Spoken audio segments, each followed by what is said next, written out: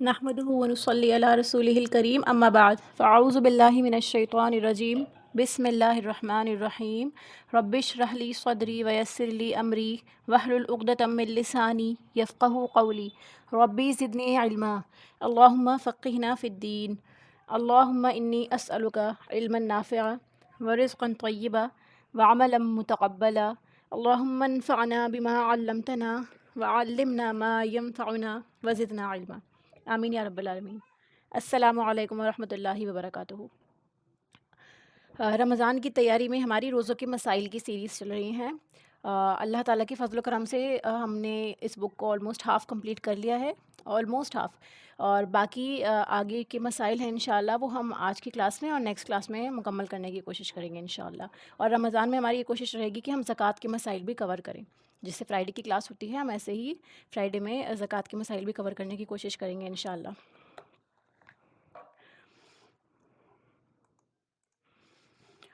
قضا روزوں کے مسائل، صیام القضائی۔ فرض روزے کی قضا آئندہ رمضان سے پہلے کسی وقت بھی ادا کی جا سکتی ہے، یعنی اگر آپ کا فرض روزہ ہے اور وہ قضا ہے، ابھی آپ نے پچھلے سال کے روزے نہیں رکھے، تو جو رمضان اگلا آنے والا ہے اس سے پہلے آپ کسی بھی وقت اس کو ادا کر سکتے ہیں۔ یہ ضروری نہیں ہے کہ رمضان کی فوراً بعد ہی کریں گے، نہیں تو وہ قضا نہیں ہوگی، یا پھر آپ شعبان کے مہینے میں کر رہے ہیں اور اگلا مہینہ رمضان کا ہے، جیسے کہ ہم جانتے ہیں کہ منع کیا جاتا ہے 15 تاریخ کے بعد روزے نہیں رکھنے۔ تو یہاں پہ تردد ہو سکتا ہے کہ کیا ممکن ہے ہم روزے رکھ سکتے ہیں رمضان سے پہلے، جیسے کہ سوالات آئے بھی تھے۔ تو اس کے لیے آپ حدیث مبارکہ دیکھیے۔ حضرت عائشہ رضی اللہ عنہا کہتی ہیں، مجھ پر رمضان کے روزے باقی رہتے اور میں قضا روزے شعبان سے پہلے رکھنے کا موقع نہ پاتی، یعنی آپ مصروف ہو جاتی ہوں گی، مسلسل کسی نہ کسی کام میں لگی رہتی ہوں گی، ذہن سے نکل جاتا ہوگا، تو پورا سال آپ کا نکل جایا کرتا تھا، یہاں تک کہ شعبان آ جایا کرتا تھا، تب آپ جو ہے قضا روزے رکھا کرتی تھی، ٹھیک ہے۔ پھر دیکھیے، فرض روزوں کی قضا متفرق طور پر یا لگاتار دونوں طرح جائز ہے۔ حضرت عائشہ رضی اللہ عنہا فرماتی ہیں کہ روزوں کے بارے میں پہلے یہ آیت نازل ہوئی کہ قضا روزے رمضان کے علاوہ دوسرے دنوں میں مسلسل رکھے جائیں، لیکن بعد میں مسلسل روزے رکھنے کا حکم ختم ہو گیا۔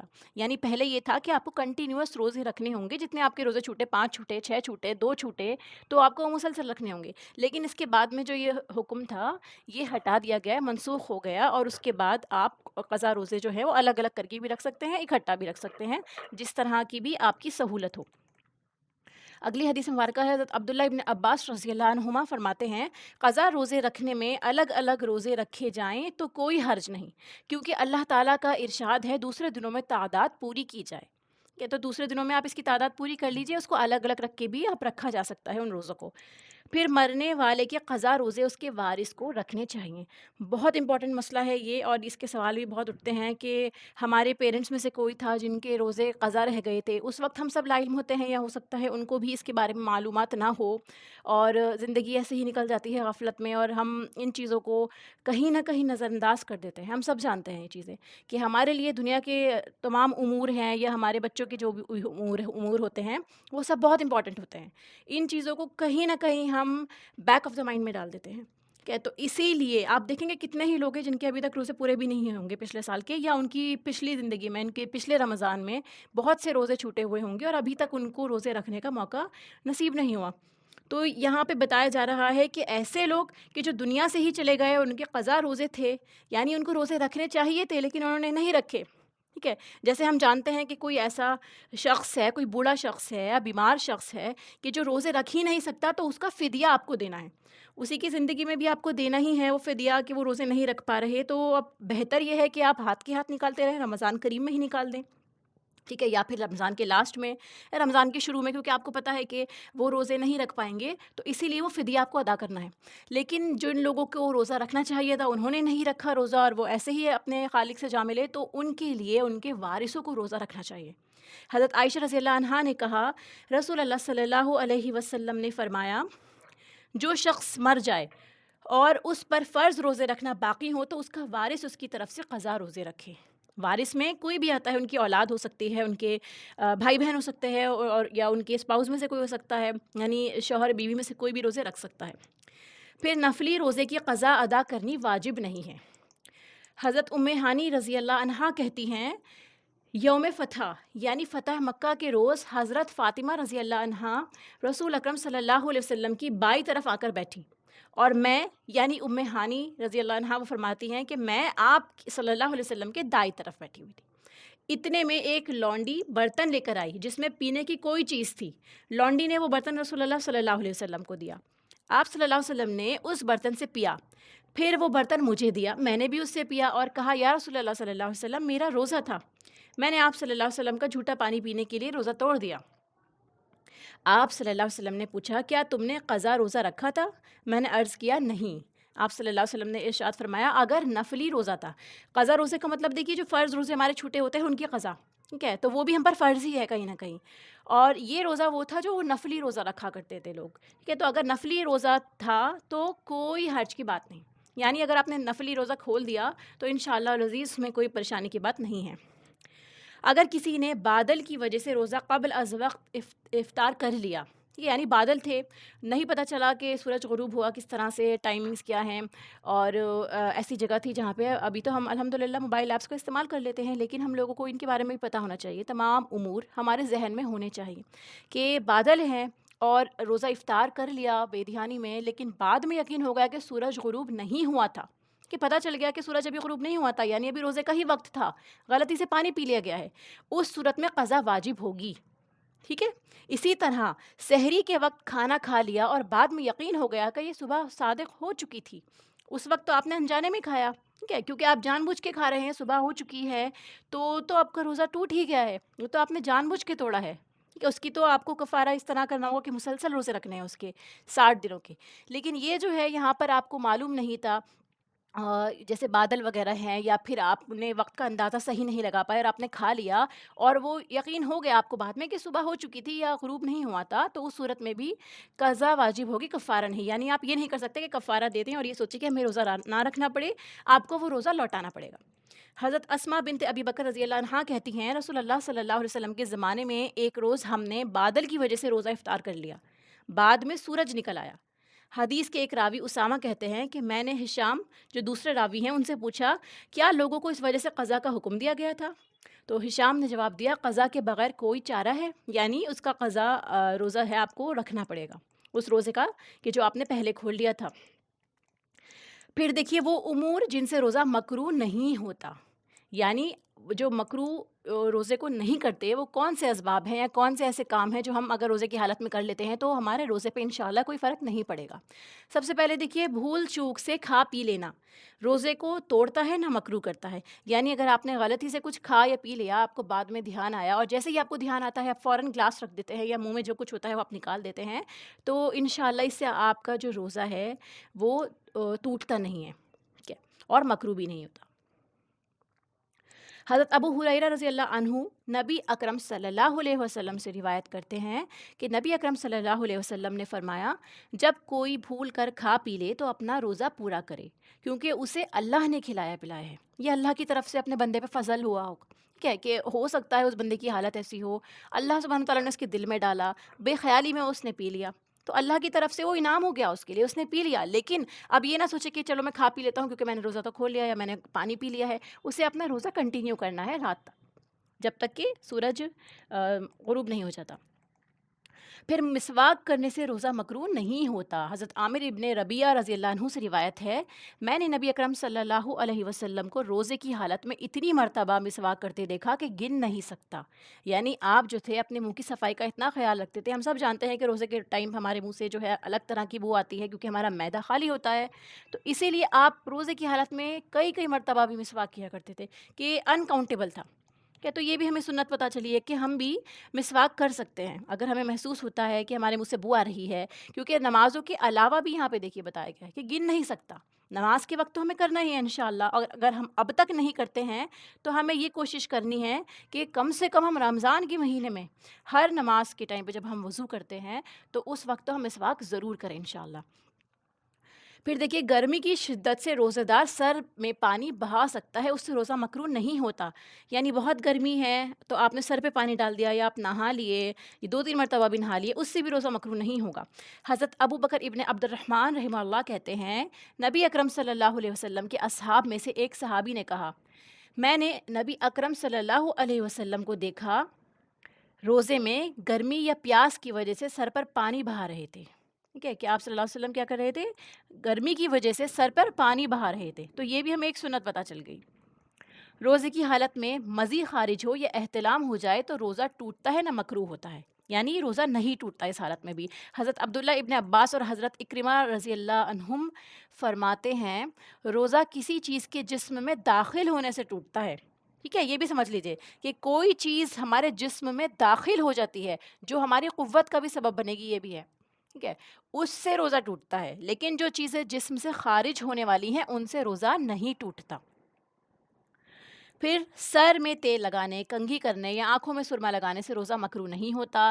ایسے ہی ہنڈیا کا ذائقہ چکھنا، ٹھیک ہے، یعنی آپ ٹپ آف دا ٹنگ سے ذائقہ چکھ رہے ہیں، اس سے آپ کو اندازہ ہوگا نمک کتنے ہیں، مرچ کتنی ہے، اور آپ اس کو پورا اندر تک نہیں لے جاتے، لیکن آپ کو پتہ ہے ٹپ آف دا ٹنگ سے آپ کو ٹیسٹ سے پتہ چل جائے گا. ٹھیک ہے، تو اس سے یا تھوک نکلنے سے، مکھی کے حلق میں چلے جانے سے روزہ مکروہ نہیں ہوتا. پھر ایسے ہی روزے دار گرمی کی شدت میں کپڑا پانی میں تر کر کے بدن پر رکھ سکتا ہے، اس سے بھی روزہ مکروہ نہیں ہوتا. آئیے حدیث مبارکہ دیکھتے ہیں. حضرت عبداللہ ابن مسعود رضی اللہ عنہ نے فرمایا جب تم میں سے کوئی روزے دار ہو تو اسے تیل کنگھی کر لینا چاہیے. ٹھیک ہے، یعنی آپ سے کہا جا رہا ہے کہ آپ کر لیجئے، بہتر ہے. ٹھیک ہے، کیونکہ آپ کو اپنے بالوں کی ہائیجین کا بھی خیال رکھنا ہے، اپنی باڈی کی ہائیجین کا بھی خیال رکھنا ہے. ایسا نہ ہو کہ روزے کی حالت میں ہم بے حال پڑے ہوں، ہمیں کسی چیز کا ہوش نہ ہو، بس ہم افطاری کا انتظار کر رہے ہوں، ہمیں اپنی حالت کا بھی درست ہونے کا خیال نہ ہو.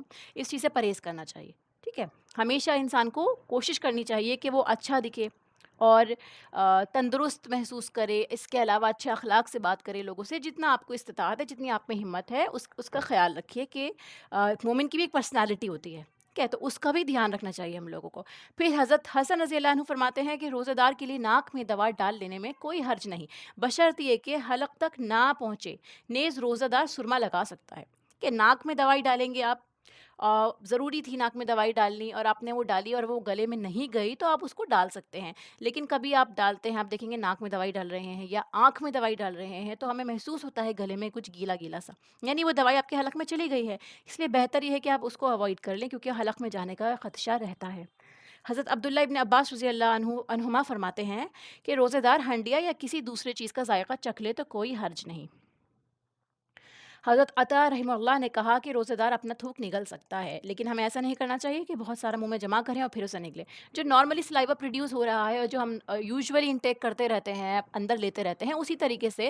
ایسا نہیں ہے کہ اگر انسان ڈاؤٹ کرنے لگتا ہے کہ وہ تو ہمارا منہ تر کر رہا ہے اور اس کی وجہ سے ہمیں، جیسے ماؤتھ آپ کا واٹری ہی رہتا ہے یا آپ نے اس کو اگر اندر نگل لیا تو اس سچویشن میں کہیں ایسا نہ ہو کہ روزہ ٹوٹ جائے. تو یہاں پہ یہ ہے کہ آپ اس کو نگل سکتے ہیں، اس سے روزہ نہیں ٹوٹے گا کیونکہ وہ آپ کی باڈی کا ہی سیکریشن ہے کہ آپ نے آؤٹ سائڈ کوئی چیز اندر داخل نہیں کری. ٹھیک ہے، بہت سمپل.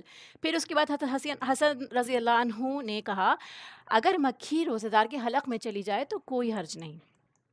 پھر اگر کسی پر غسل فرض ہو لیکن دیر سے اٹھے تو سحری کھا کر غسل کر سکتا ہے، البتہ کھانے سے قبل وضو کر لینا چاہیے. حضرت ابو بکر ابن عبد الرحمن رحمہ اللہ سے روایت ہے کہ میں اور میرے والد حضرت عائشہ رضی اللہ عنہا کے پاس آئے. حضرت عائشہ رضی اللہ عنہا نے بیان کیا کہ میں گواہی دیتی ہوں رسول اللہ صلی اللہ علیہ وسلم احتلام کے سبب سے نہیں بلکہ جماع کے سبب سے حالت جنابت میں صبح کرتے. کہ یعنی آپ جو تھے وہ اس ٹائم ناپاکی کی حالت میں ہوتے تھے، آپ کے اوپر غسل فرض تھا، اس حالت میں آپ صبح کرتے، یعنی آپ اٹھتے تھے. ٹھیک ہے، اور غسل کیے بغیر روزہ رکھتے، یعنی آپ روزے کی نیت کر لیتے تھے کیونکہ آپ کو معلوم ہے روزے کی نیت کرنی ضروری ہے. اس کے علاوہ آپ کے مائنڈ میں یہ ہے کہ ہاں مجھے روزہ رکھنا ہے اور میں ابھی سحری کھانے کے بعد میں غسل کر لوں گا کیونکہ آپ کو فجر کی نماز ادا کرنی ہوگی. ٹھیک ہے، تو اسی لیے آپ نے اس حالت میں کیا کیا، آپ نے سحری کر لی، بعد میں نماز فجر سے پہلے آپ غسل فرماتے. یا پھر آپ نے کیا کیا، اس کے بعد سحری کرنے کے بعد میں آپ اب غسل کر لیجئے، اس کے بعد آپ فرض نماز اپنی فجر کی ادا کر لیجئے.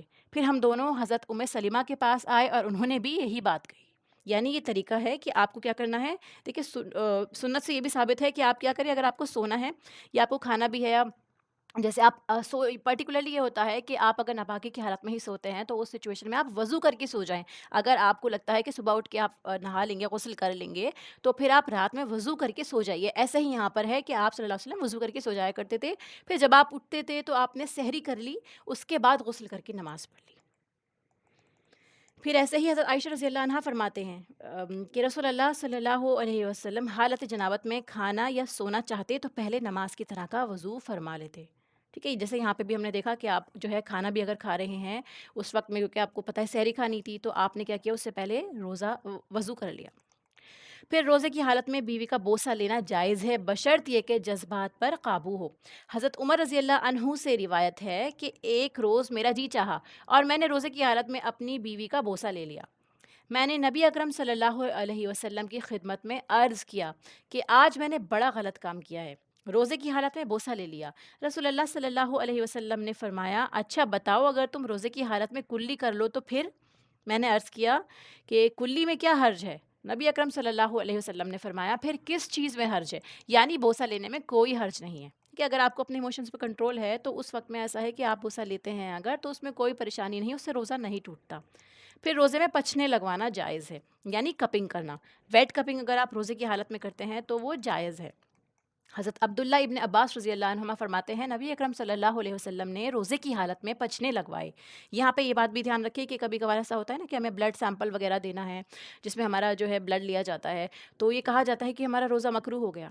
ہمیں یہاں سے پتہ چل رہا ہے اس حدیث مبارکہ سے کہ نبی اکرم صلی اللہ علیہ وسلم روزے کی حالت میں پچھنے لگواتے تھے، یعنی اس میں بھی بلڈ لاس ہو رہا ہے، بلڈ نکلتا ہی ہے، تو اس سے روزے میں کوئی حرج نہیں ہے. ٹھیک ہے، تو ایسے ہی نیچے دیکھیے وضاحت میں لکھا ہے، علاج کے طور پر سوئی، بلیڈ یا استرے کے ساتھ جسم کے کسی حصے سے خون نکالنے کو پچھنے لگوانا کہتے ہیں. آپ لوگ کپنگ سے اچھے سے واقف ہوں گے کہ وہ کر سکتے ہیں روزے کی حالت میں. پھر دیکھیے وہ امور جو روزے کی حالت میں جائز نہیں، یعنی کچھ ایسے کام بھی ہیں جو ہمیں پتہ ہونا چاہیے ہمیں روزے کی حالت میں نہیں کرنے ہیں. سب سے پہلے دیکھیے کیا لکھا ہے، غیبت کرنا، اننیسیسری گوسپ، لوگوں کے بارے میں باتیں کرنا، جو کہ سب سے زیادہ آسان کام ہے، بہت کامنلی ہوتا ہے اور عورتیں اس میں سب سے زیادہ متاثر ہوتی ہیں. غیبت کرنا، جھوٹ بولنا، گالی دینا، لڑائی جھگڑا کرنا روزے کی حالت میں بدرجہ اولا ناجائز ہے. حضرت ابو ہریرہ رضی اللہ عنہ روایت کرتے ہیں، نبی اکرم صلی اللہ علیہ وسلم نے فرمایا، جو شخص روزہ رکھ کر جھوٹ بولنا اور اس پر عمل کرنا ترک نہ کرے تو اللہ تعالیٰ کو اس بات کی کوئی حاجت نہیں کہ وہ کھانا پینا چھوڑ دے. یعنی اللہ تعالیٰ کو ضرورت نہیں ہے ہمارا بھوکا پیاسا رہنے کی. کیوں؟ کیونکہ روزہ صرف اور صرف یہ نہیں ہے کہ آپ کھانا اور پینا چھوڑ رہے ہیں، آپ فاقہ کر رہے ہیں، آپ نے کچھ بھی نہیں لیا، بھوکے پیٹ ہیں. نہیں، روزہ تو ہے، ہم سب جانتے ہیں کہ وہ تقویٰ ہمارے اندر پیدا کرنا چاہتا ہے. ہمارے پورے جسم کا، ہمارے اعضا کا، ہماری روح کا بھی روزہ ہوتا ہے. ہمیں بری چیزوں سے بھی بچنا ہے، صرف کھانے پینے سے نہیں بچنا. گندی باتوں سے، برے خیالات سے، ذہن کی پلیدی سے، ہر چیز سے بچنا ہے ہمیں. تو ہماری پوری باڈی کا، ہماری روح کا روزہ ہوتا ہے. اگر صرف کھانا پینا چھوڑنے کو ہم روزہ سمجھتے ہیں، اس کے علاوہ جو چاہے ہم کر رہے ہیں، موبائلز دیکھ رہے ہیں، ٹی وی میں جو چاہا ہم نے دیکھا، جیسی چاہے ہم نے بات کری، تو پھر یہ اس سے ہمارا روزہ جو ہے وہ اللہ تعالیٰ کو اس روزے کی کوئی حاجت نہیں. ہمارا روزہ جو ہے بہترین روزوں میں شمار نہیں ہوگا. لیکن دیکھیں یہاں پہ یہ نہیں لکھا کہ آپ کا وہ روزہ ٹوٹ جاتا ہے، مکروہ لکھا ہے. پلس اگر یہاں پہ یہ لکھا ہے کہ اللہ تعالیٰ کو کوئی حاجت نہیں، تو یہ اپنے آپ میں ایک بہت بڑی وارننگ ہے کہ اللہ تعالیٰ اس روزے کو ہمارے منہ پہ بھی مار سکتا ہے، وہ ہمارے لیے قبول ہی نہیں ہوگا پھر اللہ تعالیٰ کی بارگاہ میں. اور پھر ہمارا کھانا پینا جو ہے فاقہ کرنا ایک طرح سے ہمارے لیے بیکار ثابت ہوگا. حضرت ابو ہریرہ رضی اللہ عنہ سے روایت ہے، رسول اکرم صلی اللہ علیہ وسلم نے فرمایا، روزہ ڈھال ہے، یعنی یہ شیلڈ ہے، مومن کی شیلڈ ہے، اس کو پروٹیکٹ کرتا ہے. لہٰذا جب کوئی روزہ رکھے تو فحش باتیں نہ کرے، بیہودہ پن نہ دکھائے. ایسی باتیں کرنا یا ایسے کام کرنا، کسی کو غصہ دلانا، ٹھیک ہے، کسی کو ایسی باتوں پہ موٹیویٹ کرنا، ٹھیک ہے. اگر کوئی دوسرا شخص روزے دار سے گالی گلوچ کرے یا جھگڑے تو روزے دار کہہ دے، بھائی میں روزے سے ہوں. آپ کسی ایسی جگہ پر ہیں جہاں پہ یہ سب ہو رہا ہے، یا کوئی آپ کو اکسانے کی کوشش کر رہا ہے، کوئی آپ سے لڑ رہا ہے خواہ، کیونکہ روزے میں بھی آپ دیکھیے نا انسان ہینگری ہو جاتا ہے، ٹھیک ہے، یعنی وہ اینگری پلس ہنگر کے ساتھ میں ہینگری ہو جاتا ہے. سامنے والا ہو سکتا ہے چڑچڑا ہو رہا ہو، وہ کسی اور کا غصہ آپ پہ نکال دے، لڑائی کرنے لگ جائے. تو اس سچویشن میں ہمیں کیا کرنا چاہیے؟ ہمیں یہ کہنا چاہیے، نہیں میں روزے سے ہوں، اور آپ کو بحث نہیں کرنی چاہیے، لڑائی کو آگے نہیں بڑھانا، کیونکہ آپ کو بھی اپنے روزے کی حفاظت کرنی ہے. اور اگر آپ ہی بات آگے نہیں بڑھائیں گے تو پھر سامنے والا بھی خاموش ہو جائے گا، وہ کب تک لڑ سکتا ہے؟ ٹھیک ہے. پھر دیکھیے روزے کی حالت میں بیہودہ، فحش اور جہالت کے کام یا گفتگو کرنا منع ہے. حضرت ابو ہریرہ رضی اللہ عنہ کہتے ہیں، رسول اللہ صلی اللہ علیہ وسلم نے فرمایا، روزہ کھانے پینے سے رکنے کا نام نہیں بلکہ بیہودہ اور فحش کاموں سے رکنے کا نام ہے. کتنی احادیث آ گئی دیکھیے اس کے بارے میں. کہ تو فحش کام کون سے ہوتے ہیں جن کا اثر دوسروں پہ بھی پڑتا ہے، ایسی برائی کہ اس کا بیڈ ایفیکٹ دوسروں پہ بھی جا رہا ہے. کہ لہٰذا اگر روزے دار سے کوئی گالی گلوچ کرے یا جہالت سے پیش آئے تو اسے کہہ دینا چاہیے میں روزے سے ہوں، انی صائمن، انی صائمن، ٹھیک ہے، میں روزے سے ہوں.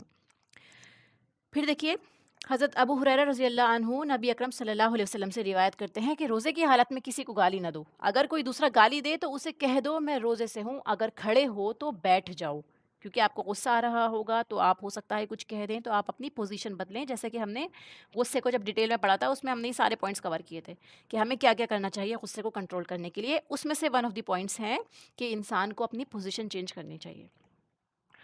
پھر جو روزہ دار اپنی شہوت پر قابو نہ رکھتا ہو اس کے لیے بیوی سے بغلگیر ہونا یا بوسہ لینا جائز نہیں. یعنی آپ حق بھی نہیں کر سکتے، آپ کس بھی نہیں کر سکتے اگر آپ کو اپنی شہوت پر قابو نہیں ہے.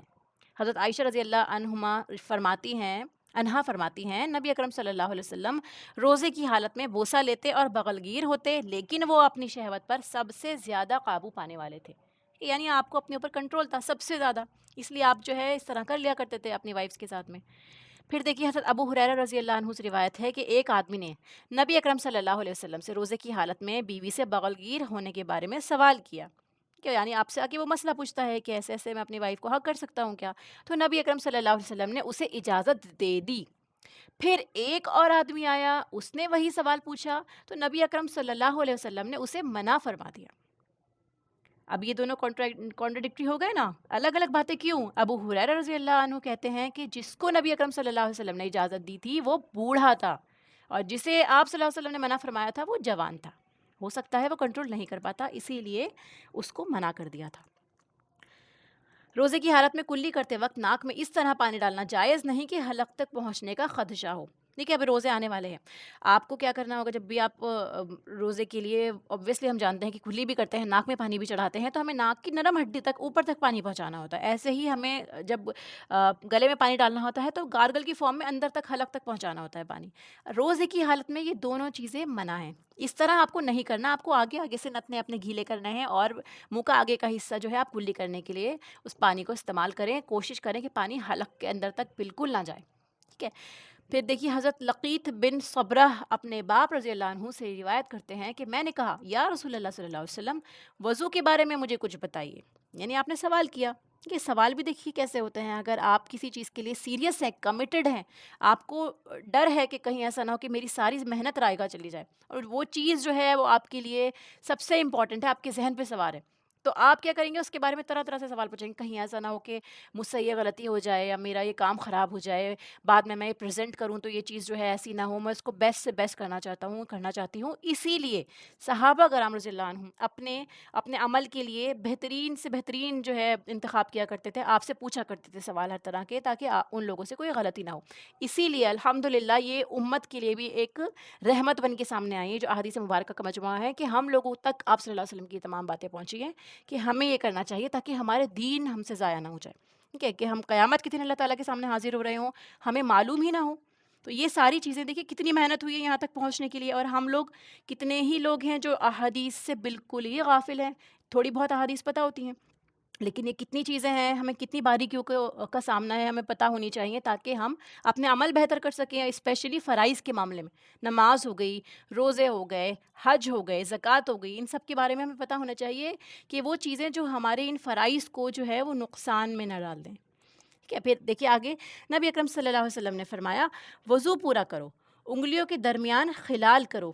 ٹھیک ہے، یعنی آپ جب انگلیوں میں پانی ڈالتے ہیں تو دوسرے ہاتھ کی انگلیوں سے ان کے درمیان میں اچھے سے ان کو بھی ویٹ کر دیجیے، ان انگلیوں کو بھی، ان کے بیچ کے حصوں کو بھی. اوپر سے پانی نہیں بہانا بلکہ انگلیوں کے بیچ کے حصوں کو بھی ان کے اوپر آپ ہاتھ پھیریے. یہ اس کا خلال ہو گیا. اور ناک میں اچھی طرح پانی ڈالو، لیکن اگر روزہ ہو تو پھر ایسا نہ کرو. یعنی آپ کو اچھی طرح پانی جو ہے وہ روزے کی حالت میں ناک میں نہیں ڈالنا. روزے کو فاسد کرنے یا توڑنے والے امور. روزے کے دوران جمع کرنے سے روزہ باطل ہو جاتا ہے. جن چیزوں سے روزہ ٹوٹ جاتا ہے ان کے بارے میں ہم پڑھتے ہیں. ٹھیک ہے، کہ جب آپ نے روزے کی حالت میں تھے، پھر آپ نے جمع کر لیا، اس پر کفارہ بھی ہے اور قضا بھی ہے. آپ کو قضا بھی دینی ہے، یعنی یہ روزہ آپ کو دہرانا بھی پڑے گا. اس کے علاوہ اس روزے کا، کیونکہ آپ نے اس روزے کو توڑا ہے، فاسد کیا ہے، تو آپ کو کفارہ بھی دینا ہے. اب دیکھیے روزے کا کفارہ کیا ہے؟ ایک غلام آزاد کرنا، یا 2 ماہ کے مسلسل روزے رکھنا، یا 60 محتاجوں کا کھانا کھلانا. یعنی وہ روزہ ایک تو رکھیں گے، یا آپ اس کے علاوہ یہ ایک غلام آزاد کرنا ہو گیا، ٹھیک ہے، یا پھر آپ کو کیا کرنا ہے، اگر غلام آزاد نہیں کر سکتے تو آپ 2 ماہ کے مسلسل روزے رکھیے، نہیں تو 60 محتاجوں کو کھانا کھلائیے۔ یہ احادیث مبارکہ دیکھیے کیا واقعہ ہوا تھا اس پہ۔ حضرت ابو ہریرہ رضی اللہ عنہ سے روایت ہے، ہم نبی اکرم صلی اللہ علیہ وسلم کے پاس بیٹھے تھے کہ ایک صحابی آئے اور کہنے لگے یا رسول اللہ صلی اللہ علیہ وسلم، میں ہلاک ہو گیا۔ نبی اکرم صلی اللہ علیہ وسلم نے پوچھا کیا بات ہے؟ اس نے کہا کہ میں روزے کی حالت میں بیوی سے صحبت کر بیٹھا ہوں، ٹھیک ہے یعنی یہ کام ہو گیا کہ اس سے روزہ ان کا ٹوٹ گیا۔ رسول اللہ صلی اللہ علیہ وسلم نے پوچھا کہ کیا تو ایک غلام آزاد کر سکتا ہے؟ تو اس نے کہا نہیں، یعنی اس کی استطاعت نہیں تھی کہ وہ اتنا اس کے پاس مال ہو کہ وہ غلام آزاد کر سکے۔ تو نبی اکرم صلی اللہ علیہ وسلم نے پھر دریافت کیا کہ کیا 2 ماہ کے مسلسل روزے رکھ سکتے ہو؟ اس نے عرض کیا نہیں۔ پھر نبی اکرم صلی اللہ علیہ وسلم نے پوچھا کیا 60 مسکینوں کو کھانا کھلا سکتے ہو؟ اس نے عرض کیا نہیں، یعنی اس کی باڈی میں بھی اتنی پاور نہیں ہوگی کہ وہ 60 دن کے روزے رکھ سکیں، 2 ماہ کے روزے رکھ سکیں، یا پھر 60 مسکینوں کو کھانا کھلا سکے، اتنا نہیں ہوگا ان کے پاس آمدنی۔ تو اس کے بعد نبی اکرم صلی اللہ علیہ وسلم نے فرمایا اچھا بیٹھ جاؤ۔ دیکھیے آپ نے ڈانٹا نہیں، آپ نے ہیومیلیٹ نہیں کیا کہ ایسا کام کیوں کیا جب یہ ساری چیزیں نہیں تھی، تو اپنے کنٹرول نہیں ہے تمہیں اینڈ آل، کچھ بھی نہیں کیا۔ آپ صلی اللہ علیہ وسلم حل نکالنے کے لیے سوچنے لگے اور آپ نے حکم دیا کہ بیٹھ جاؤ، ٹھیک ہے۔ اب نبی اکرم صلی اللہ علیہ وسلم تھوڑی دیر رکے، ہم ابھی اسی حالت میں بیٹھے تھے کہ نبی اکرم صلی اللہ علیہ وسلم کی خدمت میں ایک کھجور کا عرق لایا گیا۔ عرق بڑے ٹوکرے کو کہا جاتا ہے، یعنی ایک بڑا ٹوکرا آیا، اس میں خوب ساری کھجوریں آئیں۔ نبی اکرم صلی اللہ علیہ وسلم نے فرمایا مسئلہ پوچھنے والا کہاں ہے؟ اس نے عرض کیا کہ میں حاضر ہوں۔ نبی اکرم صلی اللہ علیہ وسلم نے فرمایا یہ کھجوریں لے جا اور صدقہ کر دے، یعنی کہ آپ صلی اللہ علیہ وسلم نے اپنی طرف سے ان کو بطور صدقہ یہ چیز دی کہ جاؤ تم جو 60 مسکینوں کو کھانا کھلانا تھا نا، اس کے لیے آپ یہ کیا کریے، صدقہ کر دیجئے، یہ کھجوریں آپ مل جاتی ہیں ہماری طرف سے۔ تو پھر اس آدمی نے کیا عرض کیا کہ یا رسول اللہ صلی اللہ علیہ وسلم، کیا صدقہ اپنے سے زیادہ محتاج لوگوں کو دوں؟ واللہ مدینہ کی ساری آبادی میں کوئی گھر میرے گھر سے زیادہ محتاج نہیں، یعنی کہ میں سب سے زیادہ نیڈی ہوں۔ انہوں نے یہ عرض کیا کہ مجھ سے زیادہ تو کوئی نیڈی بھی نہیں ہے صدقے کا بھی، یعنی مجھے صدقہ بھی میرے اوپر ہی آنا چاہیے کہ میں صدقے کا مستحق ہوں۔ رسول اللہ صلی اللہ علیہ وسلم ہنس دیے، یہاں تک کہ نبی اکرم صلی اللہ علیہ وسلم کی داڑھی نظر آنے لگی، یعنی آپ اتنا ہنسے کہ آپ کی داڑھ مبارک نظر آنے لگی۔ نبی اکرم صلی اللہ علیہ وسلم نے فرمایا اچھا جاؤ اپنے گھر والوں کو ہی کھلا دو، یعنی اس سچویشن میں بھی اسی آدمی کو صدقہ بھی مل گیا، ٹھیک ہے۔ حضرت سعید بن مسیب کہتے ہیں رضی اللہ عنہ کہ ایک آدمی نبی اکرم صلی اللہ علیہ وسلم کے پاس آیا اور کہا کہ میں نے رمضان کا روزہ توڑ دیا ہے۔ نبی اکرم صلی اللہ علیہ وسلم نے اسے فرمایا صدقہ کر، اللہ تعالیٰ سے معافی مانگ اور روزے کی قضا ادا کر، ٹھیک ہے۔ آج بھی اگر کوئی شخص ایسی صورتحال سے دوچار ہو اور تینوں کاموں میں سے کسی ایک کی بھی قدرت نہ رکھتا ہو تو اسے حسب استطاعت صدقہ کر دینا چاہیے، ٹھیک ہے، یعنی جتنا اس کے لیے استطاعت ہو اتنا وہ صدقہ کر دے۔ یہ سچویشن انہی لوگوں کے لیے ہے کہ جو بالکل استطاعت نہیں رکھ سکتے کہ وہ 60 لوگوں کو کھانا کھلائیں، ان کی اپنی گزر بسر مشکل سے ہو رہی ہو اور نہ ہی وہ اتنے سارے روزے رکھ سکتے ہوں، ٹھیک ہے۔ ان لوگوں کے لیے ہے کہ جو بھی حسب استطاعت ہو صدقہ کر دیں، جیسے ہم نے یہاں پہ دیکھا آپ صلی اللہ علیہ وسلم نے فرمایا صدقہ کر اور اللہ تعالیٰ سے معافی مانگ۔ لیکن جب تینوں میں سے کسی ایک کام کی بھی استطاعت حاصل ہو جائے تو کفارہ ادا کرنا لازمی ہوگا، کہ اگر آپ ایک کو بھی کر سکتے ہیں تو بہتر ہے کہ انہی تینوں چیزوں میں سے کوئی ایک کریں جو اللہ کی طرف سے حکم آ گیا ہے۔ قصداً طے کرنے سے روزہ ٹوٹ جاتا ہے اور اس پر قضا واجب ہے، یعنی آپ نے وامٹنگ کر دی، ٹھیک ہے، آپ نے قصداً کری ہے، جان بوجھ کے کری ہے، ٹھیک ہے، تو اس میں کیا ہوگا، اس سچویشن پہ آپ پر قضا واجب ہے، اس روزے کی آپ کو قضا رکھنی پڑے گی۔ خود بخود قے آنے سے روزہ نہیں ٹوٹتا۔ حضرت ابو ہریرہ رضی اللہ عنہ کہتے ہیں رسول اللہ صلی اللہ علیہ وسلم نے فرمایا جس روزے دار کو خود بخود قے آئے اس پر قضا نہیں، البتہ جو روزے دار قصداً قے لائے وہ قضا روزہ رکھے، ٹھیک ہے۔ اب قصداً قے کرنے سے روزہ ٹوٹ جاتا ہے اور اس پر قضا واجب ہے۔ یہاں پہ بھی بتایا نا کہ جس نے روزہ جو ہے اس نے قصداً قے کرنے کے بعد روزہ توڑا ہے تو اس کو اب قضا رکھنی ہوگی اس روزے کی۔ حیض یا نفاس شروع ہونے سے عورت کا روزہ ٹوٹ جاتا ہے، روزے کی قضا ہے، نماز کی نہیں۔ حضرت ابو سعید خدری رضی اللہ عنہ کہتے ہیں نبی اکرم صلی اللہ علیہ وسلم نے فرمایا کیا ایسا نہیں ہے کہ عورت جب حائضہ ہو جاتی ہے تو نہ نماز پڑھ سکتی ہے نہ روزہ رکھ سکتی ہے، اور عورتوں کے دین میں کمی کی یہی وجہ ہے، ٹھیک ہے، یعنی اگر آپ کو حیض سٹارٹ ہو گیا ہے تو پھر آپ کا جو روزہ ہے وہ ٹوٹ جائے گا، چاہے وہ روزہ کھلنے سے 1 منٹ پہلے ہی ہوا ہو، چند لمحے پہلے ہی ہوا ہو، لیکن ابھی تک روزہ نہیں کھلا اور آپ کو حیض آ گیا تو وہ روزہ آپ کا ٹوٹ گیا، آپ کو اس روزے کی قضا ادا کرنی ہوگی بعد میں۔ حضرت حضرت ابو زناد رحمہ اللہ کہتے ہیں مسنون اور شرعی احکام بسا اوقات رائے کے برعکس ہوتے ہیں. ٹھیک ہے، یعنی جو مسنون احکام ہیں ہمیں سنت سے پتہ چل رہے ہیں، یا شرعی احکام ہے جو اللہ تعالیٰ نے ہمیں دیے ہیں، کبھی کبھار ایسا ہوتا ہے کہ وہ ہماری رائے کے اگینسٹ ہوتے ہیں یا برعکس، ہمیں سمجھ نہیں آتا کہ ایسا کیوں اللہ تعالیٰ نے حکم دیا، آپ صلی اللہ علیہ وسلم نے ایسا کیوں فرمایا. تو اس سچویشن میں دیکھیے کیا کرنا چاہیے، مسلمانوں پر ان احکام کی پیروی کرنا لازم ہے. انہی احکام میں سے ایک یہ بھی ہے کہ حائضہ روزوں کی قضا تو دے لیکن نماز کی قضا نہ دے. کہ اللہ کا حکم آیا ہے اس لیے ہمیں روزوں کی قضا دینی ہے، نماز کی نہیں دینی، یہیں پر بات ختم ہو جاتی ہے. اس کے علاوہ ہمیں پتہ ہے اور بھی ریزنس ہے، کیونکہ روزے سال میں ایک ہی بار آتے ہیں، کیونکہ فرض روزے ہوتے ہیں اور نماز ہمیں پانچوں ٹائم ہر روز ادا کرنی ہوتی ہے، اس لیے مشکل نہ ہو تو اللہ تعالیٰ نے ہم پر آسانی کری ہے. اس کے علاوہ اللہ کا جو حکم ہے وہ ہمیں قبول ہے، سمعنا و اطعنا. پھر دیکھیے نفلی روزے، نفلی روزے کی فضیلت. حضرت ابو سعید رضی اللہ عنہ کہتے ہیں کہ میں نے رسول اللہ صلی اللہ علیہ وسلم کو فرماتے ہوئے سنا ہے کہ جس نے اللہ کی راہ میں ایک دن کا روزہ رکھا، اللہ تعالیٰ اسے 70 سال کی مسافت کے برابر جہنم کی آگ سے دور کر دیں گے. یعنی آپ نے اللہ کی راہ میں ایک دن کا روزہ رکھا ہے، یہاں پہ فرض روزے کی بات نہیں کی، اس کا اجر نہیں بتایا گیا، بلکہ یہ نفلی روزے کے بارے میں بتایا جا رہا ہے کہ آپ نے اللہ کو راضی کرنے کے لیے، اللہ کی خوشی کے لیے، اس کا قرب حاصل کرنے کے لیے نفلی روزہ رکھا ہے. ایک دن کا روزہ رکھنے سے آپ 70 سال دور ہو جائیں گے جہنم کی آگ سے. 70 سال، اتنی تو ہم لوگوں کی پوری زندگی ہوتی ہے. آج کل دیکھیں گے نا آپ لوگوں کی عمریں کتنی ہوتی ہیں، 60-70 اراؤنڈ. تو یعنی سمجھ لیں آپ ایک روزہ رکھنے میں آپ اتنا دور ہو جائیں گے. تو یہ جو ڈسٹینس ہے اور یہ ڈیوریشن ہے جہنم کی، قیامت کے دن کی جو بتائی جاتی ہے، یہ مائنڈ سے بالکل باہر ہے. کس طرح یہ سب چیزیں ہوں گی، انسیڈنس، یہ کوئی چھوٹی موٹی بات نہیں ہے کہ ہم نے بس پڑھا اور آگے نکل گئے. یعنی وہ ڈیوریشن کتنی ہے، دیکھیے 70 سال آپ دور ہو گئے، لیکن اس کا مطلب یہ نہیں ہے کہ آپ جو ہے مطلب اس میں ڈالے نہیں جائیں گے اینڈ آل. اللہ تعالیٰ بہتر جانتا ہے کہ الٹیمیٹ رزلٹ کیا ہونا ہے انسان کا. ہم نے یہاں پہ یہ دیکھا کہ آپ کو دور کر دیا جائے گا تو انشاءاللہ العزیز آپ کو آگ میں نہیں ڈالا جائے گا. کہ اس سے تو ہمیں یہی سمجھ میں آ رہا ہے، باقی اللہ تعالیٰ بہتر جانتے ہیں. لیکن ایک نفلی روزے کی یہ فضیلت ہے، تو ہمیں چاہیے کہ ہم زیادہ سے زیادہ نفلی روزے رکھیں تاکہ ہم زیادہ سے زیادہ جہنم سے دور ہو جائیں. پھر ہر سال کے شوال کے 6 روزے رکھنے کا ثواب عمر بھر کے روزے رکھنے کے برابر ہے. حضرت ابو ایوب انصاری رضی اللہ عنہ سے روایت ہے کہ رسول اللہ صلی اللہ علیہ وسلم نے فرمایا، جو شخص رمضان کے روزے رکھ کر ہر سال شوال کے مہینے میں 6 روزے رکھتا ہے، اسے عمر بھر کے روزوں کا ثواب ملتا ہے.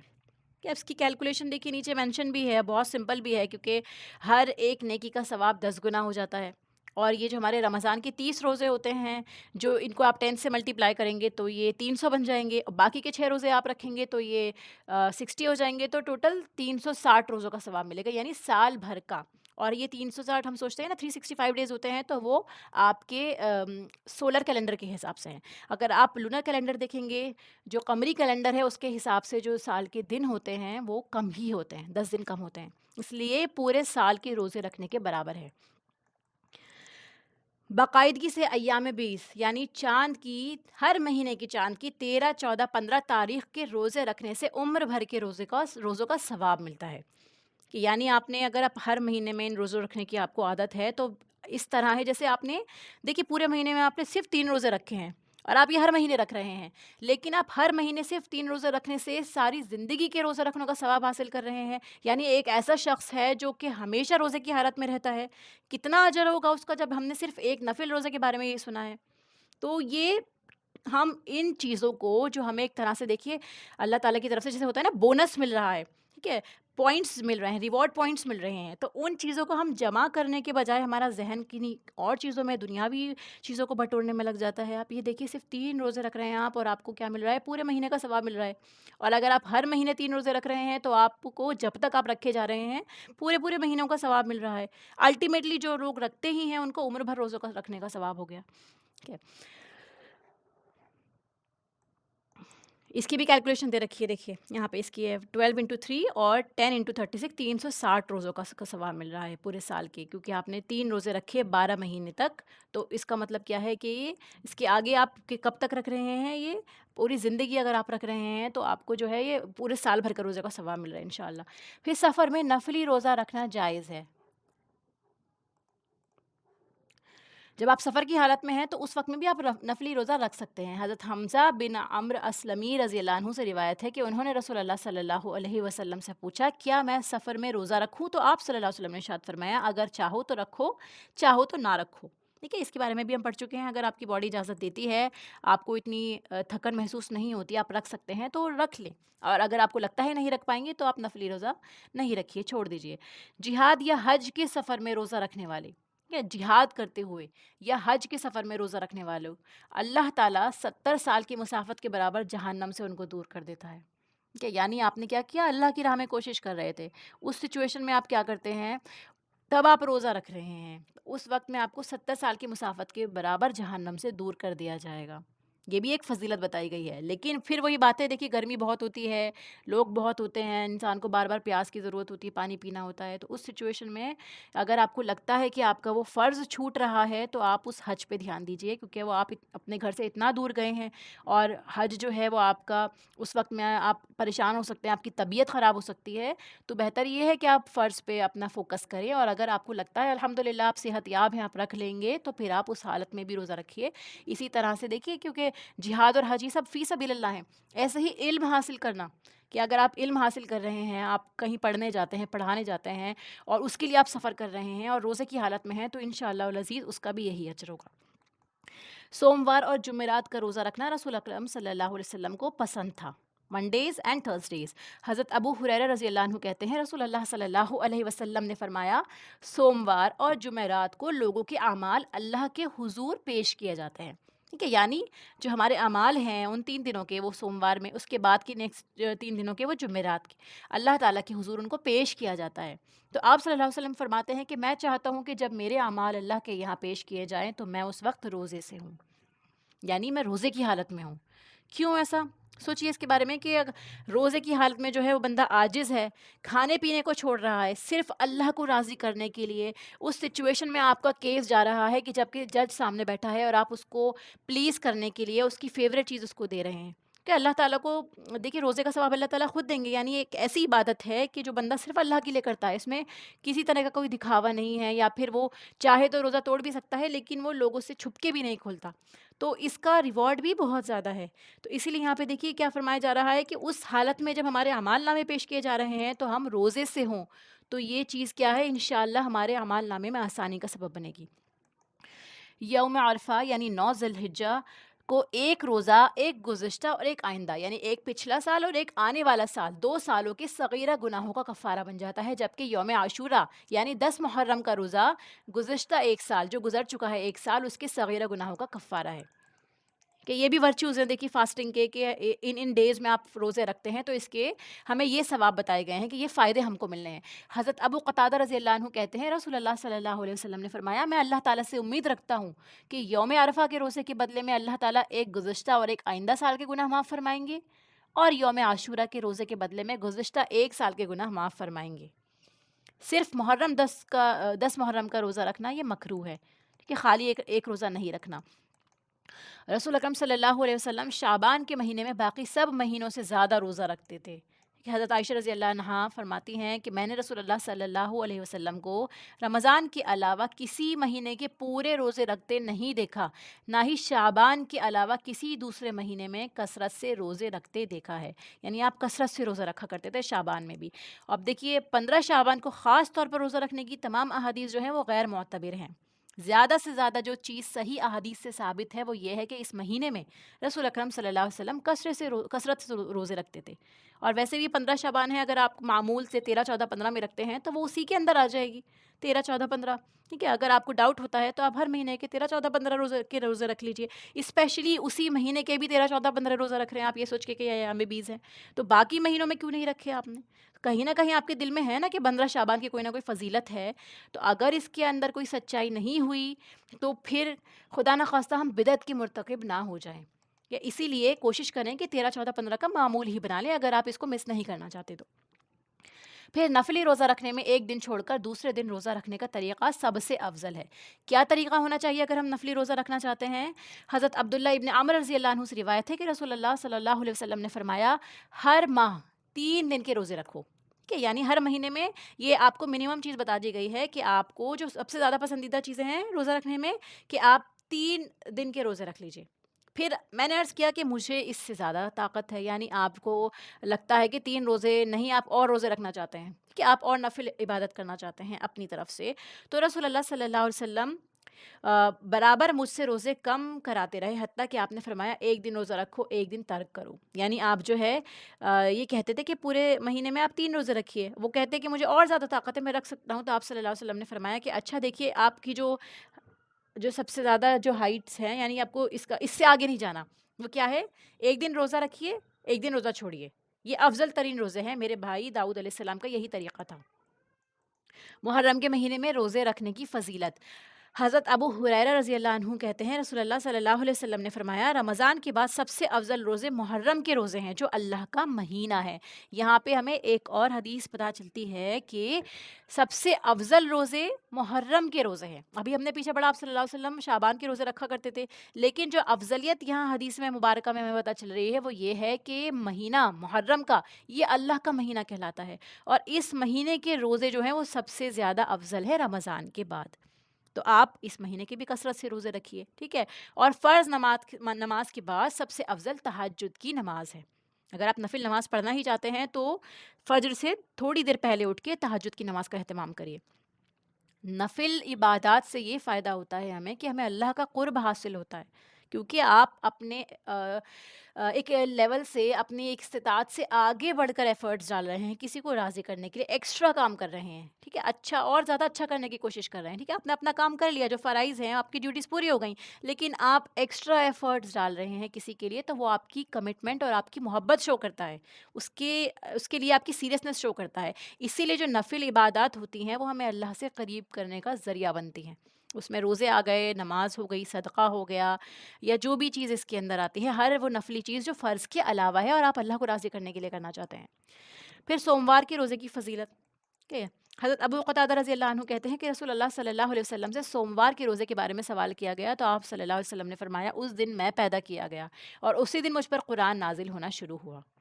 یہ جو دن ہے سوموار کا، آپ صلی اللہ علیہ وسلم نے اس طرح بتایا کہ اسی دن میں پیدا ہوا، منڈے کے دن آپ کی ولادت ہوئی ہے اور اسی دن آپ پر قرآن نازل ہوا ہے، نازل ہونا شروع ہوا ہے، ٹھیک ہے؟ ابتدا، جیسے ہم نے حدیث میں دیکھا، صحیح مسلم کی حدیث ہے، ذی الحج کے پہلے 9 روزے رکھنا مستحب ہے، کہ یعنی پسندیدہ ہے۔ مستحب وہ چیز ہوتی ہے جو پسندیدہ ہوتی ہے، آپ ایسا کریں گے تو آپ کے لیے اچھا ہے۔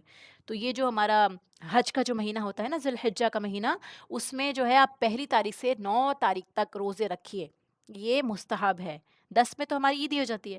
پھر ہر ماہ کے کوئی سے 3 روزے رکھنا مستحب ہے۔ اب یہاں پہ یہ بھی آ گیا کہ کوئی سے 3 روزے رکھنا مستحب ہے، یہ نیچے آپ حدیث میں دیکھیں گے۔ ہر ماہ کے پہلے سوموار یعنی فرسٹ منڈے اور پہلی دونوں جمعرات یعنی فرسٹ تھرسڈے اور سیکنڈ تھرسڈے، ٹھیک ہے؟ فرسٹ منڈے اور تھرسڈے ہو گیا اور سیکنڈ تھرسڈے، یہ جو ہے اگر آپ ان 3 کے بھی روزے رکھتے ہیں تو بھی یہ بھی آپ صلی اللہ علیہ وسلم کا معمول مبارک تھا، سنت کے حساب سے آپ یہ بھی رکھ سکتے ہیں۔ نبی اکرم صلی اللہ علیہ وسلم کی کسی زوجہ محترمہ سے روایت ہے کہ رسول اکرم صلی اللہ علیہ وسلم ذی الحجہ کے پہلے 9 روزے اور یوم عاشورہ کا روزہ رکھا کرتے تھے، نیز ہر ماہ میں 3 روزے رکھا کرتے تھے۔ یہاں پہ دیکھیے 3 روزے آیا ہے، یہ نہیں آیا کہ کب رکھتے تھے اس حدیث مبارکہ میں۔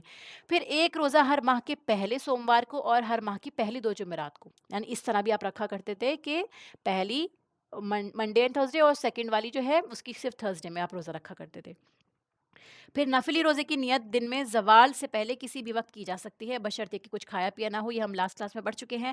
پھر نفلی روزے کی قضا واجب نہیں ہے، اگر آپ نے اسے کھول دیا ہے تو ضروری نہیں ہے آپ کہ اس کی قضا کریں۔ پھر نفلی عبادت میں اعتدال اور میانہ روی افضل ہے، آپ اپنے آپ پر بہت زیادہ اسٹریس نہ ڈالیں، اتنا نہ کریں کہ آپ کی جو باقی فرائض ہیں، آپ کی واجبات ہیں، آپ کے دوسروں لوگوں پہ جو حق ہیں وہ متاثر نہ ہونے لگیں، اس لیے اعتدال میں رہنا ہے۔ پھر صیام اربعین یعنی مسلسل 40 روزوں کا چلہ، یہ سنت رسول سے ثابت نہیں ہے، یہ بھی لوگوں کی پریکٹس میں آتا ہے 40 روزوں کا 40 دنوں کا چلہ رکھنا، تو یہ چیز جو ہے سنت سے بالکل ثابت نہیں ہے۔ ممنوع اور مکروہ روزے، کون سے روزے ایسے ہیں کہ جو ہمیں ان دنوں میں روزے رکھنے ہی نہیں ہیں، یہ بھی ہمیں پتہ ہونا چاہیے، ٹھیک ہے؟ کہ ابھی ہم نفل روزے رکھ رہے ہیں اور یہ دن کلیش نہ ہو جائیں تو اس میں عید الفطر اور عید الاضحیٰ کے روزے رکھنا منع ہے۔ یہ دونوں عیدیں جو ہیں ان کے ایک ایک ڈے جو ہوتا ہے، جو مین اسی عید کا دن ہوتا ہے، صرف اسی دن میں آپ کو یہ روزے نہیں رکھنے، ٹھیک ہے؟ اور حضرت ابو عبید رضی اللہ عنہ کہتے ہیں کہ میں نے عمر ابن خطاب رضی اللہ عنہ کے ساتھ نماز عید ادا کی۔ حضرت عمر رضی اللہ عنہ نے کہا کہ ان 2 دنوں کے روزے رکھنے سے نبی اکرم صلی اللہ علیہ وسلم نے منع فرمایا ہے، پہلا دن جب تم اپنے روزے ختم کرو اور دوسرا دن جب تم قربانی کا گوشت کھاتے ہو، ان کے بارے میں تاکیدی حکم آ گیا۔ صرف جمعے کے دن کا روزہ رکھنا مکروہ ہے، اکیلے آپ جمعے کا روزہ رکھ رہے ہیں کہ جمعہ افضل دن ہے، دنوں کا سردار ہے، ٹھیک ہے، اس دن ہم روزہ رکھ رہے ہیں اللہ کو راضی کرنے کے لیے، تو یہ چیز مکروہ ہے۔ صرف جمعے کا روزہ نہیں رکھیے آپ، ان چیزوں کا خیال رکھیے۔ اور اگر کوئی شخص اپنے معمول کے مطابق جمعے کا روزہ رکھے تو جائز ہے۔ مثلاً اگر کوئی شخص ہر دوسرے یا تیسرے دن روزہ رکھنے کا عادی ہے، یہ جیسے آپ ہر ایک دن چھوڑ کے روزہ رکھ رہے ہیں، منڈے آیا، پھر آپ نے ٹیوزڈے نہیں رکھا، پھر وینسڈے آیا، پھر تھرسڈے نہیں رکھا، اس کے بعد فرائیڈے آیا، اس کے اندر فرائیڈے آتا ہے تو وہ معمول کے مطابق آپ نے صرف جمعے کا نہیں رکھا، وہ آپ نے آلٹرنیٹ ڈیز میں رکھنے کے لیے، یا آپ کی جو ایک پیٹرن آپ کا چل رہا ہے روزے رکھنے کا، اس کے اندر جمعے کا دن آتا ہے تو آپ روزہ رکھ سکتے ہیں، وہ جائز ہے۔ حضرت ابو ہریرہ رضی اللہ عنہ سے روایت ہے، نبی اکرم صلی اللہ علیہ وسلم نے فرمایا، جمعے کی رات، ٹھیک ہے، یعنی جمعہ اور جمعرات کی درمیانی رات جو ہوتی ہے، یعنی جس دن جمعرات ہوتی ہے، تھرسڈے کا دن ہوتا ہے، وہ والی نائٹ جب نیکسٹ ڈے جمعہ ہوتا ہے، اس کو قیام اللیل کے لیے مقرر نہ کرو۔ یعنی یہ کہ صرف اسی رات میں آپ دعا مانگیں گے، اسی رات میں آپ قیام کریں گے، یہ اس کو فکس مت کیجیے، اور نہ جمعے کا دن روزے کے لیے مخصوص کرو۔ ہاں اگر کوئی شخص روزے رکھنے کا عادی ہو اور اس میں جمعہ آ جائے تو پھر جائز ہے۔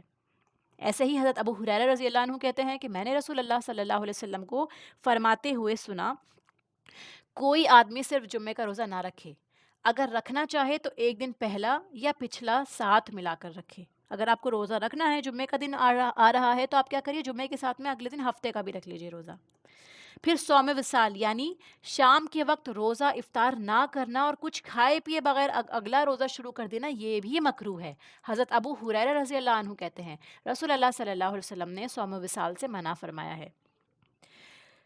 یعنی تو ایک آدمی نے عرض کیا، یعنی جب آپ نے سے منع فرما دیا تو ایک آدمی آئے، انہوں نے عرض کیا کہ یا رسول اللہ، آپ تو صوم وصال رکھتے ہیں، یعنی آپ صلی اللہ علیہ وسلم کا ایک طریقہ رہا کرتا تھا کہ آپ جو تھے کر لیا کرتے تھے اس طرح سے، اور اس پہ انہوں نے سوال کر دیا آپ سے، تو آپ صلی اللہ علیہ وسلم نے فرمایا، تم میں مجھ جیسا کون ہے؟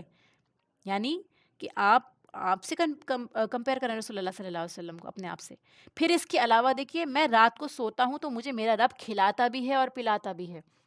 بظاہر اگر آپ دیکھیں گے تو آپ صلی اللہ علیہ وسلم نے کچھ نہیں کھایا، لیکن یہ غیبی چیز ہے، اللہ کے نبی اور رسول ہیں، اللہ تعالیٰ نے کس طرح کھلاتا پلاتا ہے، یہ تو ایک غیب کی بات ہو گئی، پر آپ صلی اللہ علیہ وسلم نے فرمایا کہ اللہ تعالیٰ ان کو کھلاتے بھی ہیں، اور اس کے علاوہ کھانا پینا سب ہوتا ہے ان کا، تو وہ صوم وصال نہیں ہوتا آپ کا۔ اور ہم لوگوں کو اس چیز کے لیے سختی سے منع کر دیا گیا کہ ہمیں نہیں رکھنا ایسا۔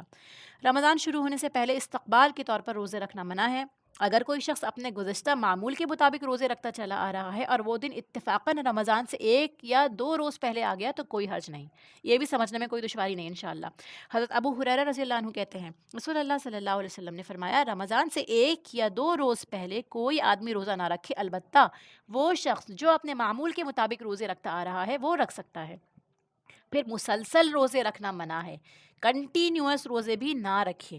اور اس کی بھی بڑی پیاری حدیث ہے، حضرت عبداللہ ابن عامر ابن عاص رضی اللہ عنہما کہتے ہیں، رسول اللہ صلی اللہ علیہ وسلم نے مجھے فرمایا، اے عبداللہ، مجھے خبر ملی ہے کہ تم ہمیشہ دن کو روزہ رکھتے ہو اور رات کو قیام کرتے ہو۔ یعنی کیا جذبہ ہے، سبحان اللہ، کہ پورا دن آپ بھوکے پیاسے ہیں صحابی یہ، اور رات میں کھڑے ہیں اللہ تعالیٰ کے سامنے نماز کے لیے۔ میں نے عرض کیا، ہاں یا رسول اللہ صلی اللہ علیہ وسلم، میں ایسا ہی کرتا ہوں۔ تو آپ صلی اللہ علیہ وسلم نے کیا فرمایا، دیکھیے، ایسا مت کرو، روزہ رکھو بھی، ترک بھی کرو، رات کو قیام بھی کرو اور آرام بھی کرو، تمہارے جسم کا تم پر حق ہے، تمہاری آنکھ کا تم پر حق ہے، تمہاری بیوی کا تم پر حق ہے، تمہارے مہمان کا تم پر حق ہے۔ جس نے مسلسل روزے رکھے اس کا کوئی روزہ نہیں۔ یہ بھی آ گیا، دیکھیے، اس کا کوئی روزہ نہیں، اس سے بڑی بات کیا ہوگی؟ کیونکہ آپ کو پتہ ہے کنٹینیوس روزہ رکھنے سے، رات بھر جاگنے سے باڈی متاثر ہوگی ہی ہوگی آپ لوگوں کی، ٹھیک ہے؟ اور ہو سکتا ہے ابھی جوانی ہے، ابھی جذبہ ہے، ایمانی قوت زیادہ ہے، آگے جاتے جاتے باڈی جو ہے وہ اتنی متاثر ہو جائے، جسمانی قوت آپ کی نڈھال ہونے لگ جائے، بڑھاپے میں جا کے آپ کو اس کے آثار نظر آنے لگیں۔ اسی لیے اللہ سبحانہ وتعالیٰ جو کہ ہمارا خالق اور مالک ہے، سب جانتا ہے وہ کہ ہمارے لیے کیا بہتر ہے کیا نہیں، اسی نے اپنے رسول کے ذریعے ہمیں یہ قواعد اور احکام دیے ہیں تاکہ ہم اپنے لیے مصیبت نہ بنا لیں کوئی چیز۔ ایک دن چھوڑ کر ایک دن روزہ رکھنے سے بھی یہ بھی ممکن ہے کہ اس سے بھی آپ متاثر ہو جائیں۔ اسی لیے جب ہمیں سبحان اللہ اس کا ثواب مل رہا ہے کہ ہم 3 روزے رکھ رہے ہیں یا 13 14 15 کے روزے رکھ رہے ہیں، پورے مہینے کا ثواب ہے، تو کم سے کم ہم وہ تو رکھیں، ایٹ لیسٹ منڈے تھرسڈیز کا روزہ تو رکھیں۔ پھر ایام تشریق یعنی 11 12 13 ذی الحجہ کے روزے رکھنا منع ہے۔ اب یہاں پہ ایک چیز ہمیں اور پتہ چلی کہ عید الفطر کے بعد عید الاضحیٰ جو آتی ہے، جب ہم بقرعید کرتے ہیں، اس وقت میں دیکھیے ایام تشریق ہوتے ہیں، یعنی 11 12 اور 13 تاریخ جو ہوتی ہے ذی الحجہ کی، اس میں بھی ہمیں روزہ نہیں رکھنے چاہیے۔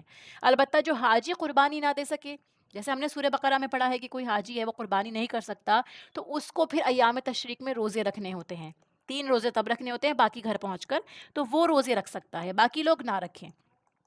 حضرت عائشہ اور حضرت ابن عمر رضی اللہ عنہم سے روایت ہے کہ ایام تشریق میں کسی آدمی کو روزے رکھنے کی اجازت نہیں دی گئی سوائے اس حاجی کے جو قربانی دینے کی طاقت نہ رکھتا ہو۔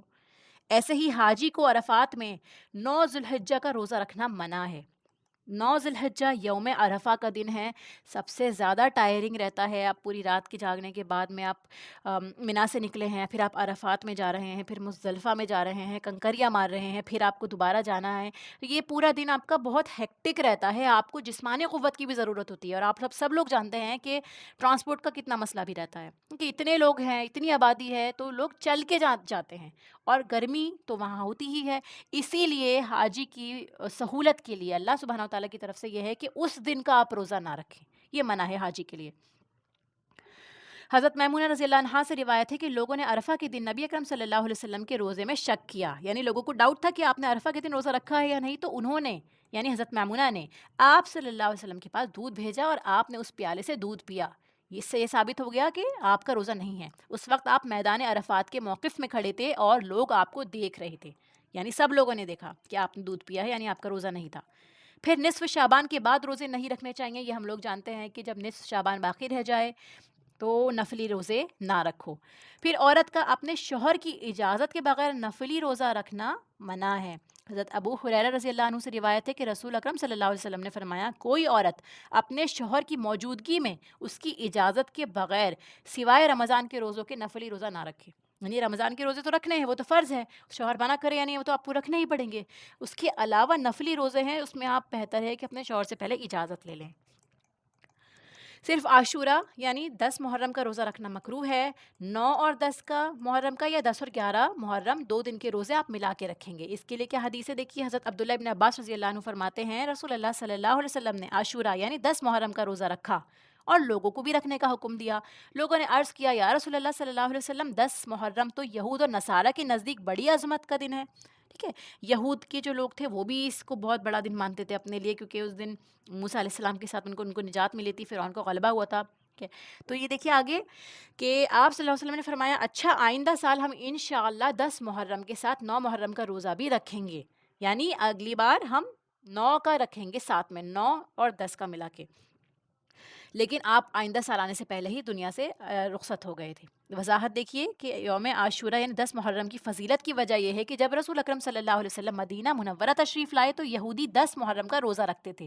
ان سے وجہ پوچھی گئی تو انہوں نے کہا کہ اس روز اللہ تعالیٰ نے موسیٰ علیہ السلام کو فرعون پر غلبہ عطا فرمایا تھا، لہٰذا ہم شکرانے کے طور پر اس دن کا روزہ رکھتے ہیں۔ رسول اللہ صلی اللہ علیہ وسلم کو یہ بات معلوم ہوئی تو آپ صلی اللہ علیہ وسلم نے فرمایا، یہودیوں کی نسبت ہم موسیٰ علیہ السلام کے زیادہ قریب ہیں، ٹھیک ہے، کیونکہ آپ کو پتہ ہے پروفٹس جو ہیں یہ ایک دوسرے کے بھائی ہوتے ہیں، اس اعتبار سے دینی بھائی ہیں۔ اس کے علاوہ یہ جتنے بھی پروفٹس ہیں وہ سب کے پوری امت کے لیے رہنما ہے، پوری انسانیت کے لیے رہنما ہے، تو اس نسبت سے جو یہ موسیٰ علیہ السلام کا اور رسول اللہ صلی اللہ علیہ وسلم کا یہ جو بانڈ ہے، کنیکشن ہے، یہ ان سے زیادہ قریب ہے، یہودیوں سے زیادہ، کیونکہ یہودیوں نے تو آپ موسیٰ علیہ السلام کی قدر بھی نہیں کی تھی، ٹھیک ہے۔ اسی لیے دیکھیے آپ کیا فرماتے ہیں کہ مسلمانوں کو اس دن کا روزہ رکھنے کا آپ نے حکم دیا کہ ہم ان کے زیادہ قریب ہیں تو ہم روزہ رکھیں گے، مگر جب رمضان کے روزے فرض کیے گئے تو آپ نے فرمایا کہ اب جو چاہے 10 محرم کا روزہ رکھے، جو چاہے نہ رکھے، جب تک جو ہے فرض روزے نہیں آئے تھے تو آپ نے سب کو حکم دیا تھا کہ روزہ رکھو۔ اس کے بعد فرض روزے آئے تو پھر آپ نے کہا کہ اٹس یور چوائس، آپ رکھنا چاہے تو رکھ لیں۔ پھر ایسے ہی سبت کے دن کا روزہ رکھنا، ہفتے کے دن کا روزہ رکھنا، یہ مکروہ ہے، صرف ہفتے کے دن کا۔ حضرت عبداللہ ابن بصر رضی اللہ عنہ اپنی بہن سما رضی اللہ عنہا سے روایت کرتے ہیں کہ رسول اللہ صلی اللہ علیہ وسلم نے فرمایا، ہفتے کا روزہ سوائے فرض روزے کے نہ رکھو، اگر کھانے کو اور کوئی چیز نہ ملے تو انگور کی لکڑی یا کسی درخت کی چھال ہی چبا لو، اس دن آپ کا روزہ نہیں ہونا چاہیے۔ کیوں؟ کیونکہ اہل کتاب کی عید کا دن تھا، لہٰذا آپ صلی اللہ علیہ وسلم نے ان کی مخالفت کے لیے ہفتے کے ساتھ جمعہ یا اتوار کا دن ملا کر روزہ رکھنے کا حکم دیا ہے۔ ان کی فضیلت تھی اس دن کی، اس لیے ہمیں اس دن کا روزہ اکیلے نہیں رکھنا ہے، ہم اس کے ساتھ میں ایک روزہ ملا کے رکھیں گے۔ اعتکاف کے مسائل اس کو اور کور کرتے ہیں انشاءاللہ، پھر باقی نیکسٹ کلاس میں کریں گے۔ اعتکاف سنت موقدہ کفایہ ہے اور اس کی مدت 10 یوم ہے، یعنی اعتکاف جو ہے وہ سنت موقدہ کفایہ ہے، کچھ لوگ رکھتے ہیں تو سب کی طرف سے وہ فرض ادا ہو جائے گا، وہ سنت ادا ہو جائے گی پرٹیکولرلی سمجھ لیجیے. اور اس کی مدت جو ہے سنت اعتکاف کی وہ 10 دن ہے. ٹھیک ہے. ہر مسلمان کو رمضان مبارک میں کم از کم ایک مرتبہ قرآن پاک کی تلاوت کرنی چاہیے. حضرت ابو ہریرہ رضی اللہ عنہ فرماتے ہیں نبی اکرم صلی اللہ علیہ وسلم کے سامنے ہر سال رمضان میں ایک بار قرآن پڑھا جاتا. جس سال آپ صلی اللہ علیہ وسلم نے وفات پائی آپ کے سامنے 2 بار قرآن مجید ختم کیا گیا. یعنی آپ کی لائف کا جو لاسٹ ایئر چل رہا تھا اس میں آپ نے 2 مرتبہ قرآن مجید ختم کیا جو جبرائیل علیہ السلام کے ساتھ آپ دہرایا کرتے تھے. اس کے علاوہ ہر سال آپ ایک مرتبہ تو کرتے ہی تھے. اسی طرح ہر سال آپ 10 دن کا اعتکاف فرماتے لیکن جس سال آپ نے وفات پائی اس سال 20 یوم کا اعتکاف فرمایا. یعنی 10 دن کا اعتکاف وہ سنت ہے. اعتکاف کے لیے فجر کی نماز کے بعد اعتکاف کی جگہ بیٹھنا مسنون ہے. کہ دیکھیے اعتکاف کسی بھی وقت ہو سکتا ہے, کتنے بھی ٹائم کا آپ کر سکتے ہیں. آپ ہر نماز کے لیے اعتکاف کی نیت کر سکتے ہیں. ٹھیک ہے, آپ تھوڑی دیر بیٹھے ہیں, کوئی نہیں ہے آس پاس میں, آپ نے رات کی نماز کے لیے تراویح پڑھنی ہے اگر گھر میں, آپ نے اس وقت اعتکاف کی نیت کر لی, وہ بھی کر سکتے ہیں. یہ سب نفل اعتکاف میں ہو جائے گا. یہاں بات ہو رہی ہے سنت اعتکاف کی جو 10 دن ہے اور جو فجر کی نماز کے بعد بیٹھا جاتا ہے, جس میں حضرت عائشہ رضی اللہ عنہا فرماتی ہیں کہ رسول اللہ صلی اللہ علیہ وسلم جب اعتکاف بیٹھنے کا ارادہ فرماتے تو فجر کی نماز پڑھ کر معتکف میں داخل ہو جاتے. یعنی آپ نماز فجر کی پڑھنے کے بعد پھر اپنے اعتکاف میں چلے جایا کرتے تھے. اعتکاف کرنے والے کی بیوی ملاقات کے لیے آ سکتی ہے اور اعتکاف کرنے والا بیوی کو گھر تک چھوڑنے کے لیے مسجد سے باہر جا سکتا ہے. حضرت صفیہ رضی اللہ عنہا فرماتی ہیں رسول اللہ صلی اللہ علیہ وسلم اعتکاف میں بیٹھے ہوئے تھے. ٹھیک ہے, میں رات کو نبی اکرم صلی اللہ علیہ وسلم سے ملنے آئی اور باتیں کرتی رہی. واپس جانے کے لیے اٹھی تو نبی اکرم صلی اللہ علیہ وسلم مجھے چھوڑنے کے لیے اٹھ کر کھڑے ہو گئے. یعنی آپ جو ہے ان کو تھوڑا باہر تک چھوڑ کر آئے تھے. مردوں کو اعتکاف مسجد میں ہی کرنا چاہیے. مردوں کا جو افضل ہے وہ مسجد میں ہے. پھر رمضان میں اعتکاف کے لیے روزہ رکھنا ضروری ہے. اگر آپ اعتکاف کرتے ہیں, ایسا نہیں ہونا چاہیے کہ آپ روزے نہیں رکھ رہے. ٹھیک ہے, آپ بیمار ہیں, آپ روزے چھوڑ رہے ہیں. اعتکاف کے لیے جو ہے روزہ رکھنا یہ شرط ہے, آپ کو روزہ رکھنا ہوگا اس کے لیے. جو رمضان کا مسنون اعتکاف ہے اس کی بات ہو رہی ہے. حالت اعتکاف میں بیمار پرسی کے لیے جانا, جنازے میں شریک ہونا, بیوی سے مجامعت کرنا, بشری تقاضوں کے بغیر اعتکاف کی جگہ سے باہر جانا منع ہے. یعنی آپ کسی کی بیمار پرسی کے لیے نہیں جائیں گے. کوئی چیز جو ہے حق العباد کی ہے یا آپ کو معلوم ہے کہ یہ ساری چیزیں ثواب کا باعث ہوتی ہیں, اس سچویشن میں ان ساری باتوں کے لیے آپ کو منع کیا گیا ہے. جنازے میں بھی نہیں جائیں گے آپ, نہ بیوی کے پاس جا سکتے ہیں. بس آپ کو جو بشری تقاضے ہوتے ہیں, آپ کو کوئی نیڈ ہے, آپ کو جانا ہے, آپ کو فریش ہونا ہے, آپ کو نہانا ہے, کچھ کھانا ہے, اگر آپ کو اس جگہ سے اٹھنا پڑ رہا ہے اس کے لیے تو پھر اجازت ہے. حضرت عائشہ رضی اللہ عنہا فرماتی ہیں اعتکاف کرنے والے کے لیے سنت یہ ہے کہ وہ بیمار پرسی کو نہ جائے, جنازے میں شریک نہ ہو, بیوی کو نہ چھوئے اور نہ اس سے مجامعت کرے. اعتکاف کی جگہ سے ایسے ضروری کام یعنی قضائے حاجت, فرض, غسل وغیرہ کے بغیر نہ نکلے جس کے بغیر چارہ ہی نہ ہو. اعتکاف روزے کے ساتھ ہی ہوتا ہے اور جامع مسجد میں ہوتا ہے, وہ بڑی مسجد جہاں پہ سب لوگ آ کے نماز پڑھا کرتے ہیں. پھر عورتوں کو بھی اعتکاف کرنا چاہیے. حضرت عائشہ رضی اللہ عنہا سے روایت ہے کہ نبی اکرم صلی اللہ علیہ وسلم رمضان المبارک کا آخری عشرہ 21 سے 30 رمضان المبارک تک اعتکاف فرمایا کرتے تھے, یہاں تک کہ آپ صلی اللہ علیہ وسلم نے وفات پائی اور آپ صلی اللہ علیہ وسلم کے بعد آپ کی ازواج مطہرات نے اعتکاف کیا. اگر کسی کو اعتکاف کے لیے 10 دن میسر نہ آ سکے تو جتنے دن میسر ہوں اتنے دنوں کا ہی اعتکاف کر لینا چاہیے, حتیٰ کہ ایک رات کا اعتکاف بھی درست ہے. حضرت عبداللہ ابن عمر رضی اللہ عنہما سے روایت ہے کہ حضرت عمر رضی اللہ عنہ نے نبی اکرم صلی اللہ علیہ وسلم سے پوچھا, میں نے زمانہ جاہلیت میں مسجد حرام میں ایک رات کو اعتکاف کرنے کی نظر مانی تھی, پوری کروں یا نہیں. یعنی آپ سے سوال کیا گیا کہ اس وقت میں دور جاہلیت میں نے نیت مانی تھی, نظر مانی تھی کہ میں مسجد حرام میں ایک رات کا اعتکاف کروں گا. اب یہ سوال تھا کہ وہ نظر پوری کروں یا نہیں. دیکھیے سوال جو تھا یہ عبادت سے ریلیٹڈ ہے, نیت مانی تھی آپ نے, اعتکاف کی تو اللہ تعالیٰ کے لیے تھا, اوبویسلی کسی اور کے لیے تو نہیں کیے تھے انہوں نے نیت یہ. تو اس وقت میں آپ صلی اللہ علیہ وسلم نے فرمایا کہ اپنی نظر پوری کرو. یعنی ایسی نظر جو ہے اگر آپ نے دور جاہلیت میں بھی کری ہیں, آپ نے لا علمی میں بھی کری ہیں کہ جن میں کوئی شرکیہ بات نہیں ہے, کوئی آپ کے عقائد کے اگینسٹ نہیں جا رہی چیز, تو اس وقت میں آپ اپنی نظر پوری کر سکتے ہیں, اس میں کوئی حرج نہیں. آگے انشاءاللہ ہم اپنی نیکسٹ کلاس میں اس کے آگے سے پڑھیں گے, جب تک ہماری بک کمپلیٹ ہو رہی ہے, لیلۃ القدر کی فضیلت اور اس کے مسائل. وآخر دعوانا ان الحمد للہ رب العالمین. سبحانک اللہم و بحمدک, نشہد ان لا الہ الا انت, نستغفرک و نتوب الیک. السلام علیکم و رحمۃ اللہ وبرکاتہ.